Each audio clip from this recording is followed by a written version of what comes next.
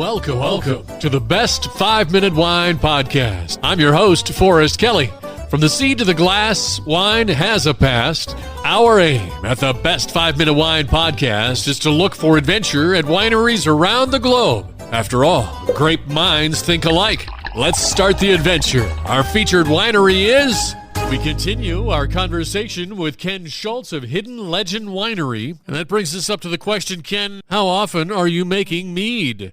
In a winery, grapes come ripe in the fall. Of course, there's things to do all year, but that's called the crush. They harvest the grapes, they crush them, they press them, they get them in the tanks, and they ferment. And then they sit in the tanks for a while. Then they look to finishing the wines, and the whites come first, and they're usually in the bottle before Christmas. And then the reds sit all winter, and they're in the bottle by June. They really only make wine once a year, and that's during the fall. I make wine continuously. I buy honey 12 to 30,000 pounds at a time, and I am continually, if I get an empty tank, I fill the tank. That can be a couple of times a month. And so I don't have to once a year look up how I did it last year.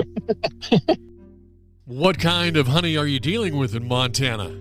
We have basically two types here in Montana. We have a wildflower honey in western Montana, I should say. Up and down the western side of the Great Divide, we have 5 valleys, and there's probably 5 major producers of, say, 500,000 pounds a year. Most of it is wildflower, which used to be, before the state declared war on it, most of it was spotted knapweed.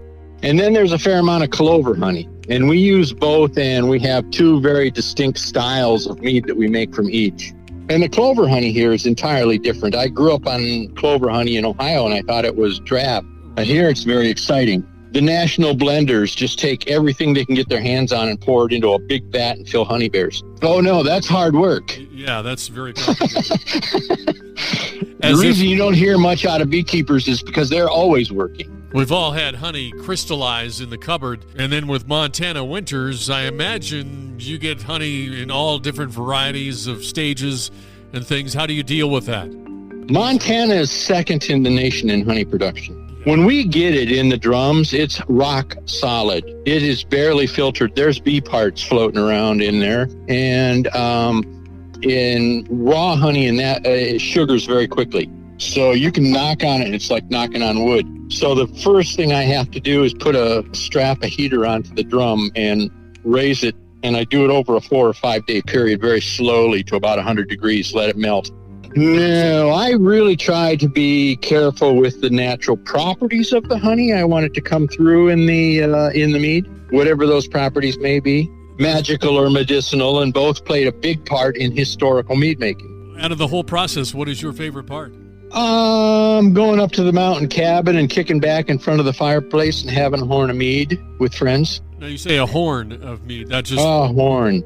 That fits in for with the advanced mead enthusiast. Yeah, we import horns from England, cups, mugs, and natural horns, just like in the 13th Warrior or Robin Hood or Game of Thrones. Yeah, 2 of my 3 sons are principals in the company, and a sort of a half-son, young fellow that we took in at an early age and raised along with our boys, and my wife. So there's 5 of us principally. We say you have to be related to work here. Will somebody answer that phone? It's time, boys and girls, for our listener voicemail. Hi, I was wondering, did anyone beside the Vikings drink mead?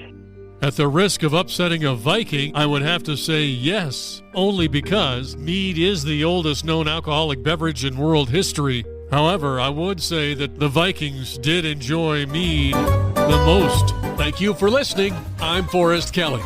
This episode of the Best 5-Minute Wine Podcast was produced by iHizzle. If you like the show, please tell your friends and pets and subscribe. Until next time, pour the wine and ponder your next adventure.